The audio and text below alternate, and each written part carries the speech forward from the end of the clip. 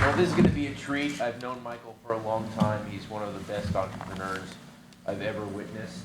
He's also a good weight accountability partner. So I think I'm looking a little bit. You are looking skinnier these days. You look older, but skinnier. Right. A lot older. All right, so let's get started. So I have an article here from 1995 where you're talking to the Wall Street Journal about how you got involved. You started ski shops at 13 years old. Why did you think you could do business that young, and with a father who's a veterinarian and a mother who's a psychiatrist? Where did it come from? You know, the truth be told, I think you kind of gravitate toward what you're good at, and I sucked at school. I was a terrible athlete, but I always loved to work. And so for me, I started with different jobs when I was literally 8 years old, selling things door to door. I used to make stationery on the computer and sell door to door. I'd buy and sell baseball cards. I had a little snow shoveling business where I'd have a bunch of people in the neighborhood working for me, but I was good at business. So when I went to start a ski shop, when I was actually 12 and I started a ski tuning shop originally, it was the one thing I was good at, and I liked it. I knew how to ski, and I wanted to turn it into a business. So, you know, to me, if you could take something that you're passionate about, something you're excited about, and turn it into a career or an opportunity, there's nothing better than that. So you did that, and then, like, tell us about, there was a failure there, or was there not? How did that ski business stop?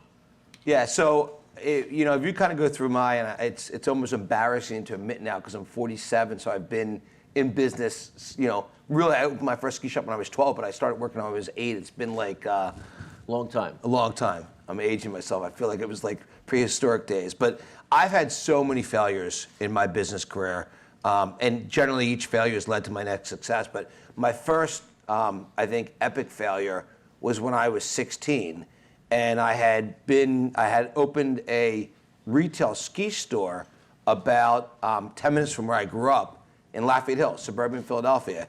And the first year I opened it up, we did great. I was 14 years old. I did $125,000 in business. I made about $25,000. I had no marketing expense, but I was in the media all the time because I was a 14-year-old owning a ski shop. And then at 15, we got to about a quarter of $250,000 in revenue. And when I turned 16, had a few issues. The first was it didn't snow. And if you're in the ski business and you're selling skis, it doesn't snow, it's not a very good set of ingredients for success. The second thing was I got cocky, and I started spending money like crazy, and personally. And so when the year ended at 16, I literally had $200,000 in bills, I had $100,000 in inventory, I had a Porsche that I had bought. That was what my balance sheet looked like. So he sucked at sports, but he pretended like he was an athlete. Yeah, exactly. No, that's not true, actually. Okay, so delete that from the record. Yeah, exactly. So here I am, and when I tell you, like, I mean, I'm basically going bankrupt. And I was in such bad shape that the sheriff from Norristown actually became a really good friend of mine, because every day in February, March, and April of when I was 16, she dropped off a new lawsuit of somebody suing me. So I'd wake up in the morning before I go to school, she'd come and she'd drop off the lawsuit, and I probably got sued 100 times as a 16-year-old. And I thought I was done, and I thought I was going bankrupt, and basically, you know, my parents said to me, like, hey, it was a good try. Now you can be a normal kid again and go to high school and go to college and stop screwing around with this business stuff. And I went to hire a bankruptcy attorney. And I hired this bankruptcy attorney, and, you know, we're going through this whole thing. I've got the $200,000 in liabilities. And he says to me, by the way, how old are you? I said, I'm 16. He says, well, that changes everything. You can't actually be legally owe money until you're 18. I said, I didn't know that. So they got all the creditors together, and I now have, you know, 50 people in a room who want to kill me, who I owe $200,000 to.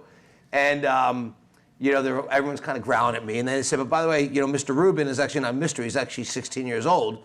And long story short, I was able to settle my debts for $38,000, basically 18 cents on the dollar.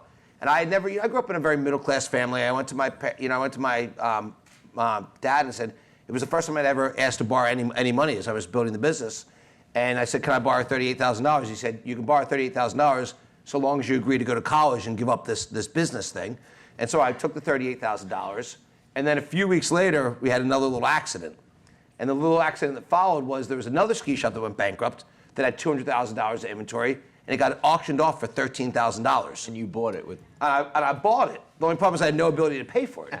It's just a small detail. So I went back to my dad and I said, hey, Dad, I just need another $13,000. And my dad's like, are you crazy? You think I'm giving you another $13,000? Like, I got you out of this mess. That's a lot of money. I'm not giving you any more money. I'm not lending you So you got a loan? So I found a guy who lent me the money, but he said I wanted $1,000 a week interest for the $13,000, which actually seemed like a great deal because nobody else wanted to give me the money. So I borrowed the $13,000, and it got me into a brand new business, which I basically got the yellow pages out. They wouldn't even have yellow pages anymore, I don't think. Right. Got the phone book out, started finding ski shops and selling the skis in bulk to other retailers. And that actually led me to get in the closeout business. And now I was 16. By the time I was 21, I was doing $100 million buying and selling closeouts, making $10 million a year profit. And the reason I tell you this story is that at 14, I had this great success. At 16, I was nearly bankrupt. And by 21, I was the largest person buying and selling athletic footwear closeouts in the world. And so it shows you that every failure can lead to a success if you really work hard at it. And that's when TJ Maxx and Filene's Basement and all those guys, there was an arbitrage opportunity there. Different world, yeah. I used to sell shoes to Modell's here, and there used to be the Sports Authority and Ross and TJ Maxx and Marshalls, all these retailers. Okay, so then we get to GSI Commerce, which is something I at least observed. And so the idea when the internet was coming up was everyone could have virtual inventory, essentially, right? So like I could run a website, I could be fulfillment, but I could have virtual inventory, which means that I don't really have to take much risk. So when you're negotiating deals, you just say, we got a great website, right? You, with GSI Commerce, basically said, we'll have the inventory, right? Well, I think our problem was a little different, to be honest. Okay. I think in 1998, I knew nothing about the internet. I had this business buying and selling closeouts. Oh, you got to tell the internet story. Yeah, well so it's kind of all related. So basically, I had this business buying and selling closeouts. I had owned a couple footwear brands, and I was maybe at this point a $200 million company, actually trying to compete with Nike and Reebok very unsuccessfully. And this little thing called the internet came along, and a guy who Darren also knows well called me in 1998. He said, hey, Rubin, what do you do about this internet thing? Basically, my reaction to him was, screw the internet. It's all these young kids who they raise money, they know how to lose a lot of money, and they grow quick, but they don't know anything about business. I don't want anything to do with it. And I hung up on him. And he called me back a few hours later and said, I really think you should think about this internet thing. So I kind of did what I think a lot of entrepreneurs would do. I started asking my biggest accounts from my other business. So I was asking Modell Sporting Goods and Dick's Sporting Goods and Sports Authority, what are you doing about this e-commerce thing? And everyone said the same thing to me, which is, we think e-commerce represents a big opportunity. Our board of directors are putting a lot of pressure on us to kind of come up with an e-commerce strategy, but we have no idea what to do. So you're young, you're 25, if you know how to solve this thing, tell us. And that's basically what led me to start GSI Commerce in 1998, 1999, was just really kind of listening to people in the market and then finding out that my biggest accounts for my legacy business had no idea how to approach e-commerce. And that's how GSI started. But you guys were different in that you actually accepted, you had inventory. Yeah, look, the original business, we had, by the time I sold the business in 2011, we had, 10 million square feet of warehouses. We had tens of billions of dollars of transactions going through us. Basically, GSI Commerce became the largest provider of e-commerce services and marketing services to big brands. So it could have been a Ralph Lauren or a Toys R Us, or it could have been a Dick's Sporting Goods or a GNC or an Estee Lauder. We operate at most, if not all, aspects of these companies' e-commerce businesses. Starting in 99, I sold the business to eBay in 2011. Okay, so you sell the business to eBay in 2011.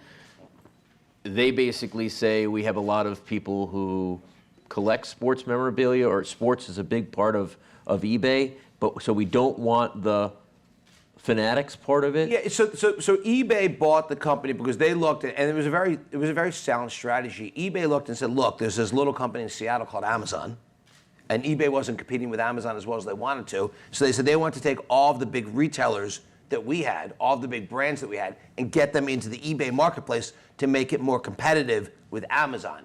And so when they looked at some of the other businesses that we owned, they weren't interested in owning those businesses because they were owned inventory businesses. eBay didn't own any inventory. And they were saying, look, we want to make our marketplace more competitive with Amazon. We're not trying to have, we're not trying to, be like Amazon directly by owning inventory. Got it. So then they say we'll sell you back the Fanatics part? Yeah, we sold the company for $2.4 billion to eBay in 2011, and we simultaneously bought back 3 businesses, including Fanatics, from eBay for $500 million. Okay, so the Fanatics is $300 million was valued at, and now today it's going to do more than $3 billion. That's right. Less than 10 years later. Yeah. Okay, so when you had GSI and with Fanatics, you had the risk originally, right? You were willing to take the risk. So like there's this room in Jacksonville or wherever it is where you have 6,000 Jeremy Lin Knicks bobbleheads, but you had all the business. We might still have those, by the way. Yeah. You didn't let me. Especially because it was Knicks products. Right, exactly. So you basically said, well, I have all the business, so if I take the risk, then it's fine because I have all the business. But now you're at a point where you are having less and less risk because you buy Majestic and then you have the MLB rights where you're making basically everything except the on-field, everything for fans in Major League Baseball and the NFL. You're the only ones that can essentially print a Nike jersey. So all the risk that you had now is not risky because it's I order it, you make it, you ship it. Yeah, so let me bring it up a level. When I bought the company back in 2011, Fanatics was essentially a Zappos of licensed sports. So it was basically, we had a broad assortment of licensed sports merchandise from hundreds of brands. I had a really simple belief. I thought in 2011, the same thing I actually thought 5 years earlier when I was running my old company, I thought that Amazon and Alibaba were going to kill everybody, okay? So if you essentially believe that in e-commerce, Amazon outside of China, Alibaba in China are going to run over the rest of retail and the rest of e-commerce, then the question is, why would I buy the business, okay? And the reason is because I had a vision that was very different from what the company was when we bought it in 2011. So what it was a Zappos of licensed sports on everybody else's merchandise. I believe to make the company interesting, we had to radically change the vision. And so we always had this vision that was in my head of how do we create this new category, kind of like e-commerce 2.0 of what we call v-commerce. And that's basically if you become a vertical company, think about like an H&M or a Zara or a Uniqlo or a... We not only a shipper. We design, we develop it, and we sell it directly to the consumer, except for we do that primarily in e-commerce versus stores, and we do it with the sports marks. So my vision was to kind of create this giant vertical e-commerce company. So if you look back 8 years later, when I bought the company in 2011, it had about $250 million in revenue the year before. Next year will be about $3.2 billion in revenue. But much more important, only 2% of what we sold in 2011 were our own products that we designed, developed, and manufactured. Now it's over 50%, and in another 5 years it'll probably be 75%.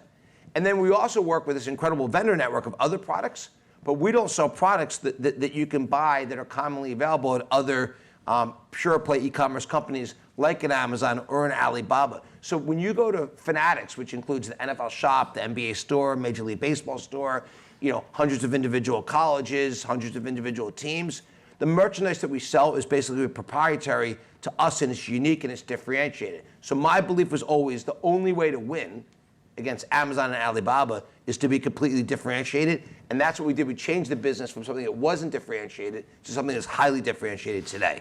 And that's what's kind of created the verticality and what's created the success of the business.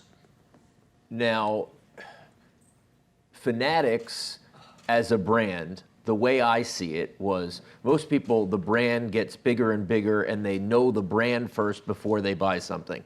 I don't think it was that. As an outsider or someone who was covering it, I think people, because you established what you just told me, I then bought the product first, and then I knew, oh, this is what Fanatics is. So you didn't really pay attention to, or you didn't need to worry about marketing, branding, because people were going to have to buy it from you, and then they would discover the Fanatics name. Is that how it worked? Yeah, look, our belief was we started with all the e-commerce rights of the different sports properties, kind of globally. So we started again with NFL's e-commerce business and NBA and Major League Baseball and NHL and hundreds of individual colleges. So, if you go to buy a New York Giants jersey today, if you go to the NFL shop, that's Fanatics. If you go to the New York Giants store, that's Fanatics. If you go to Fanatics, it's Fanatics. If you go to Fans Edge, it's Fanatics. If you go to Lids, it's Fanatics. If you go to Kohl's, it's Fanatics. So, we continue to work to give this incredibly broad assortment that we have. We have more than 1 million SKUs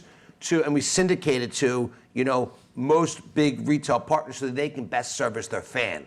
And so, we didn't wake up and go to bed saying, how do we build the Fanatics brand up front? It was, how do we build the verticality? How do we gain the rights? And over time, we're going to build the Fanatics brand. What's your biggest challenge today? Look, I think we're still in an incredibly competitive business, and I go to bed every night and wake up every morning paranoid about competition. So, there's this little company in Seattle called Amazon. So you worry about it. You worry about Amazon. There's a little company in China called Alibaba. There's lots of other companies that I worry about, how does the landscape change? So we need to make sure that we're doing what's best for the fan day in and day out, and always putting the fan first to make sure that we're best servicing them. What's really special about us, it's funny, I was just having the conversation with one of the largest retailers in the world. One of the largest retailers in America, $20 billion plus retailer I met with yesterday. And the person who runs the retailer said to me, I said, how big is your assortment for across your entire business? They said, we carry 1 million SKUs. And then they said, but with our partnership with you, we now carry 2.1 million SKUs, because just the little licensed sports category in this broad retailer, we just doubled the SKU base. So we always think about how do we treat the fan best, but of course, I would be stupid and a bad business person if I didn't, go to bed and wake up paranoid about some of the most successful companies on the planet killing us. I got to get to this social justice part, because you are all in. Like, I've probably never seen someone. I mean, this is not like I'm going to do 3 or 4 things a year. You're thinking about it every day. How did the Meek Mill thing come about? And did you feel like, because some people say like, oh, there's a risk for me identifying going all in. What made you go all in? Yeah, so look, it's Philadelphia. Hopefully a lot of people know the story. Meek was a really close friend of mine before anything happened. He was, we'd spent a lot of time together, hung out all the time. And for me, kind of growing up as a, white middle-class kid in suburban Philadelphia, you don't think shit that happened to Meek could possibly happen. So I had a life-changing event, and that Meek always told me about this crazy judge and how she was trying to control his life and she wouldn't let him work, and I'd heard all this stuff, but it was almost so hard to believe he didn't actually believe it. And then he literally, just in the random circumstances of life, he called me on the Monday morning before one of his, dozens of probation hearings that he had. He said, hey, Michael, I really want you to see what happens in court. Can you come today? I looked at Saj. I said, hey, I'm going to leave at 1 o'clock to go to Meek's court hearing. And I went in there and I watched, I think the story's pretty well known at this point, but I watched a probation officer get up and say, Robert Williams, that's Meek's real name, has done everything we've ever asked him to do. He's a model probationer. We recommend no sentence. And then I watched a district attorney get up and say, we recommend no sentence.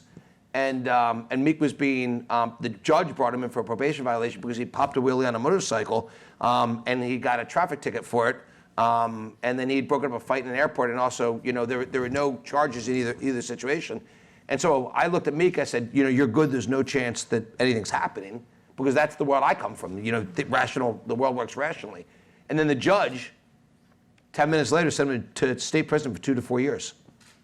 And when you watch a really good friend of yours, go to prison for not committing a crime, if you've got the ability to do something about it and you don't, I think you're a bad human being. So the whole thing had nothing to do with fixing criminal justice. It was only, how do I get my boy out of jail? And then what I realized was 3 months into it, I was so obsessed with what I'd seen in the courtroom and proving how bad the judge was, which I think we did a pretty good job of. What Meek always said to me is, Michael, I was charged for pointing a gun at multiple police officers. If a black man points a gun at multiple police officers, that's called suicide. And he said, do you think I'm a suicidal person? And he said this to me 100 times. I never thought about it. One day I'm in prison, and he says to me, Michael, you've got to get the gun. I never pointed a gun at anybody. I threw it on the ground. You can prove it. There'll be scratch marks on the gun. So I called the investigators that were working for us, and I said, you got to look back at the original arrest. And literally, the first police officer they interviewed said, oh, no, he never pointed the gun. The whole thing's a lie. We're like, what? This was Super Bowl 2018. We said, will you sign an affidavit? He said, yeah. And by the way, the whole unit was dirty. We were like stealing money from people, and it was like training day meets Philadelphia, and so I called Meek up and said, hey, great news, you're getting out of prison in the next couple of days. This was Super Bowl weekend of 2018. He said, why? I said, well, everything you told me was true. The police officer came forward and said you didn't point the gun. And anyway, it took us another 3 months to get him out of prison, and that's when my conversation from Meek shifted from how do we get you out of prison to how do we fix this really screwed up, broken criminal justice system. And so had he got out of prison right away, I don't think we would have ever done anything about it. But knowing that I knew that he was proven that he was innocent originally and never committed a crime, and he's been in jail the first time for being falsely charged and the next 4 times for never committing a crime. He's been in jail 5 times in his life, never committing crimes that he was charged of, and the last 4 times never committed a crime. That's when we said, we got to do something about this. And the really interesting thing was, he'd always gone to prison for technical probation violations, and probation is 2/3 of the criminal justice system, and so that's 100% of our focus now, changing the laws that create the problem in probation and parole. And you're taking like a business-like approach to it. It's a little bit different than other advocacy groups. Yeah, I mean, we're being very aggressive. We started, myself and 9 other individuals put in over $50 million to start the organization. We're not taking any money from anybody but really well-off people who really want to help fix this issue. We're hiring, we've hired an all-star team. We're going to keep strengthening our all-star team, and we came up with bold goals. So, within weeks of starting this thing, I said I want to get 1 million people out of the system, and people looked at me. They're like, "You're nuts! Like, how do you come up with 1 million people?" So, well, there's 6.5 million people, 6.7 million people in the system, 4.5 million on probation and parole. My back of the envelope math, there should be 1.5 million people on probation and parole. So there's a pool of 3.5 million people we should get out of the system. So we got to get at least 1 million people out of the system. And we're just taking a business approach, come up with bold goals and go after it aggressively. Honorable, awesome. It's real. It's good to see. So we're here at Wharton. Might as well tell us what your advice is to, people out there, kids out there who are trying to. I can't even get advice from this group. These guys are highly educated, smart guys. I'm the one who. By the way, I'm the one who barely made it out of high school. Wait, you welched the deal with your father because you went to school, but then you dropped out. I went for 6 weeks. So did that College? count? Yeah, I went to Villanova for 6 weeks. So I thought I made good on my obligation. She said you have to commit to go to college. Oh, you I did go to committed. college. Yeah. It was only it was a short stay. Right. Yeah. But seriously, I always tell people if you want to work in sports, you have to work hard enough to be worthy enough to get paid, because so many people want to work for free. What's your advice, either working in business or working in sports, how to differentiate yourself and get the job you want? Well, I'll go and answer the first question. It's just like, look, if I had a little bit of just general advice, I have a few guiding principles that have been pretty good to me in my life. And I talk about them a lot, by the way. The first are I think relationships are everything. I think whether it's in business, whether it's trying to change the laws in Pennsylvania or every other state we're going to go to, I think if you build great relationships, you can make a lot of things happen. And what I see is often a lot of really smart people who miss the relationship part of life, and then you don't make things happen. So I'm a guy, and I joke about it, but I mean, everyone in this room is smarter than me, I promise you. But for me, I'm someone who has always been good at making relationships, has always been good at selling a vision, so I get done a lot of what I want to get done. So I think building relationships is really important. I think a lot of people are scared to fail. I mean, I see it all the time. People have great ideas, and they just talk about it. Talk is cheap, man. You get a great idea. It's like, for us, if I fail getting 1 million people out of the system, I get 700,000 people out of the system, I'm still thrilled. So to me, you gotta come up with your ideas and you gotta go for it. And by the way, you're gonna fail. I promise you, I have failed so many times. I will fail so many more times. Failing is part of growing. So I think you need to embrace just kind of going for it, that failure is part of life, and kind of, go after whatever you want to go after. And then I think the last thing is getting great people around you. Like the way I've built my success is I build great teams. And I think if you build great teams, I think you're going to be very successful in life. And I think you got to build great teams, then you got to lead the teams. But if you do those couple of things, you build great relationships, you build great teams, you kind of go for it, and recognize when things aren't working and keep evolving. I think you're going to be pretty successful. We got questions from the audience? Not yet? Okay. I have 5 more minutes. Let's see. How much do you enjoy being an owner? Look, I think for me, I'm fortunate. The Sixers, the 2 managing partners of the Sixers, Josh Harris and David Blitzer. I think I heard Blitzer's here later today.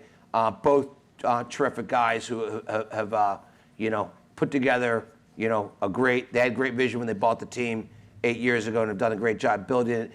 For me, it's, I feel fortunate. I'm from Philadelphia. The Sixers were my team as a kid. I'm in the sports business. I'm learning a lot from this experience. I'm involved in a nice way. So, I really enjoy it. The NBA is my sport. I'm not really, for me, the 2 sports I really love are the NFL and the NBA. We also, our group also owns the New Jersey Devils. I'm less into hockey than I am into basketball and football, but it's been a great experience. And you love getting close to it, and obviously you have good seats. So. Look, for me, it's I always think if you can do something that you love and turn that into a business, that's great. And I've done that my whole life. I started as a skier. It was the only sport I was good at. And I turned that into a business. You should show some video of that, by the way, because you could put Just it on social find that you were good. The only thing I was good at. I actually have a bet with Meek right now. He actually thinks he's never skied, but he says he's going to be a better skier than me. So this winter, we're determined to ski up. I actually hope he breaks a leg, just because he shot his mouth off so much about being better in every sport than me. I may adjust his bindings. Are you wrong. still good at skiing, you think? I'm not good anymore. I'm respectable. Okay. I can get down the hill in a respectable manner. Okay. I'm no longer good. But I lost track from the question because my ADD kicked in. Yeah, mine did too. We're in trouble. Anything else we didn't say that that you think these people should know? Look, I think the sports business. I think everyone's here because this is a sports business initiative. I'll tell you, I think the sports business is a great industry. It's a big industry. It's one that has so much impact on society. So if you look and say like, hey, what's a good business to be in? Sports is a good business, okay? And by the way, and we need great talent in sports as well. So I think you've all made a good decision for being here today. I think sometimes people think you can't create a lot of opportunity in sports. I took a company that I bought for $300 million in 2011. It was valued 2 years ago at $4.5 billion, and I think we're just getting started. So I think the sports industry, it's a big industry. It's an exciting industry. It's one that impacts societies. I think one of the great things about sports is it brings people together, and I love bringing people together. So, to me, I'm excited all of you are here, and you want to make an impact in the sports business. I'm gonna end it with an uncomfortable question. It's not not that uncomfortable. Don't worry about it. Nothing makes me uncomfortable.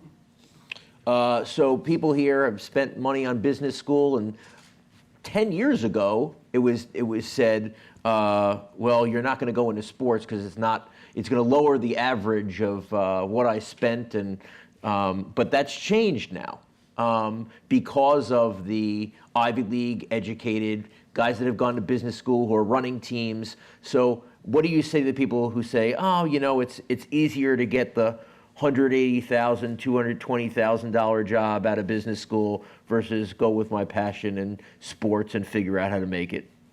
Not even a question. You always got to go with your passion. Like I always say, if you don't wake up every morning and go to bed every night excited about your career, then you're doing the wrong thing. I'm excited to, I hate putting my phone down when I go to bed because I still like the action. And when I wake up, I'm excited to see what happened for the few hours that I slept. And so to me, being incredibly passionate about what you're doing is the best opportunity we have. And you know what? I'm the first time in my life, I hate to admit this, but I'm I always thought of myself as a kid, and I still act like a kid. But at 47, you're like, okay, well, I don't know how many, I'm in the middle of my life. So like, I feel fortunate that I've got to do great things, most days of my life. And I think everyone should take that. And I think you can turn that into a good business opportunity. So I don't believe that you need to go to an investment banker or some $200,000 job. I think, if you've got the passion and the excitement, you can, you'll take what you like and turn it into an opportunity. This is from Warren Laufer. How does the memorabilia business, autographed, game used, fit the rest of the vision of Fanatics? So you brought sportsmemorabilia.com, Steiner. So first, sometimes in business, one of the most important things is to be lucky. Don't ever underestimate luck. So I'll tell you everyone the story about how I got in the collectibles business. I bought a company in 2012. It was a company called Fans Edge. It was one of the leading e-commerce licensed sports sites. We started it myself, bought Fanatics, and I bought Fans Edge. And they had this collectibles business. I said, what's this sports collectibles business? I don't want to be in it. I plan to sell the business off. And I was literally selling the business to the management team. And someone came forward and said, you know what, I think you could do a good job of this business. It was about a $10 million business then. I said, I don't want to screw around with this whole thing. They're like, Michael, trust me, we can build a good business here. So I never valued it at all. When we bought it, I never had any interest in it. I didn't value it. I was trying to get rid of it. And fast forward 8 years later, our collectibles business today is well over a $100 million business. It's incredibly successful and profitable. It's the largest memorabilia company in the world by far and away. We also work directly with athletes who are vertical. So the way it used to work is you had all these authenticity issues that Darren, you've talked about before, where some little guy makes a deal with an athlete, he signs it, then he sells it to somebody else, who sells it to somebody else, and by the time it gets to the fan, you don't know whether it's authentic or not. For us, we signed it, we have thousands of signings a year with athletes ourselves, and then we sell it directly to the consumer, so we can completely control the experience. So business has become a really good business. It's a big business. It's growing fast. I think it could go from over $100 million today to probably be a $500,000 business. And I think because we have the direct relationship with the fans via Fanatics and Fans Edge and NFL Shop and MLB Store and the hundreds of sites that we operate, I think there's no one better positioned to lead and innovate that business than us. I love how people on the outside complain of the prices and then you sell it out, right? Because to get 3 guys on a helmet costs a lot of money these days. These players are making more and more money, so they want to be paid more for their signature. Look, we spend tens of millions of dollars paying athletes to sign merchandise for us. All right, this is from Brianna DeBose. What things have you learned about your own privilege working with Meek, and how do you carry this over to professional sports you manage? Yeah, so it's funny. People say to Meek all the time, and they say to me, he's so lucky to have had you and Jay-Z, who was also, neither one of us could have got Meek out of prison on our own. People say how lucky Meek is, and I actually look exactly the opposite. Like, I think I'm lucky as could be because I learned so much from Meek. I'd say it happens in so many different aspects. I was just telling the story. I'll give a couple examples of it, but first I'd say I was very unaware of how the country really worked, and Meek would always educate me far before anything happened. Meek would always educate me about kind of there's America and there's Black America. You looked at it in an idealistic way. And I would say to him, like, Meek, that's bullshit. Like, kind of like, you're this really successful rapper, you're doing great. Like, why are you whining? And then, when I watched him go to prison for not committing a crime, and now I've seen that this happens to millions of people, you realize that, he's opened my eyes to a world I didn't understand. But even he's been incredibly, I learned from him in business too. He was, how many people in this room know the company Fashion Nova? Okay. So I'm so old and so dumb, I'd never even heard of it, even though... Still never, that was the first time I ever You never heard of it, right? Well, Darren, you're much older than me, so... It's not true. 60s are tough for you. 7 years younger, but okay. God is not being good to you on the age barometer. He's insulted me more times than you'll ever know, so I'm okay.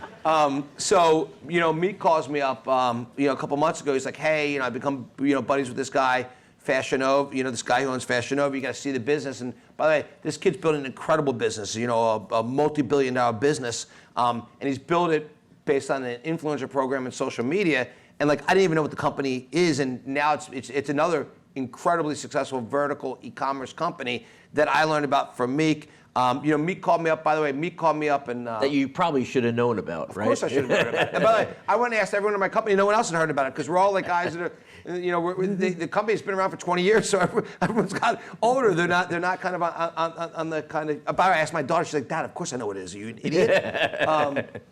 But there's things that happen all the time.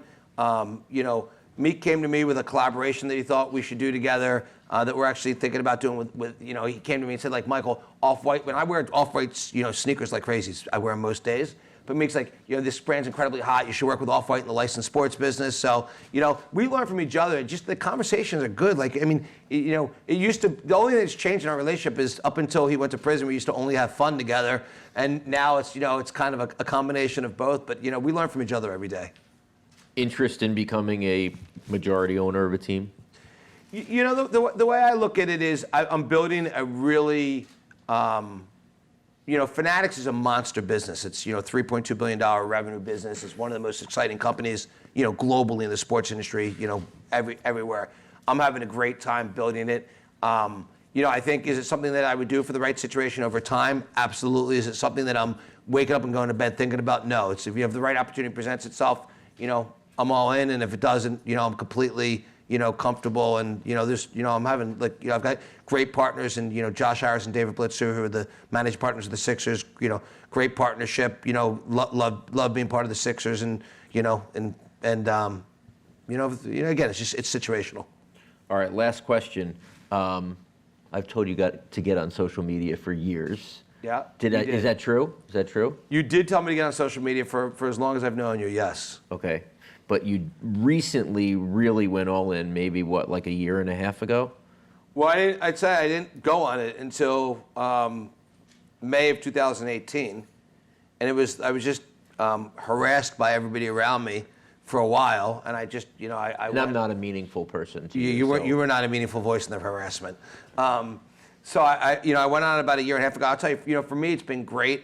There are things I care about that I want to talk about, whether it's what we're doing with criminal justice reform, whether it's sharing different, what I think are, helpful messages for other entrepreneurs, whether it's talking about things that we're doing at Fanatics, whether it's... Or even just to get to know you, like doing things that you like to do. And Yeah, so I've been on it a year and a half. It's been an A- experience. By the way, I will tell people the first week I went on social media, I didn't know you could like a comment. And and you probably remember this. So I was on social media for all of 3 or 4 days, and there was a comment where somebody says, "Trust the process, not the coach." Yes. And I don't know how. Clicked on it by I mistake. did not click on it by mistake. I'm still playing with my daughter at the time. I'm throwing her to the bus. Somehow the comment got clicked on, and it was on ESPN with about 10 minutes later. That one of the owners of the Sixers was trashing the coach. Obviously, I had no idea that the comment was liked. So I've had a few bad experiences, but mostly good. My experience has been very good overall. But I now know that you can like comments, so you need to not fat finger them. You haven't trended on Twitter, right, or anything like that? No, we've done. Look. There's always interesting things going around. When we announced the Reform Alliance, that was probably the biggest. I think probably the biggest thing on Twitter that day. We find ourselves in interesting things often. Well, I think I've had more negative experiences than you. So which makes me happy. Right. Great. All right, now for real, Michael Rubin. Thanks so much.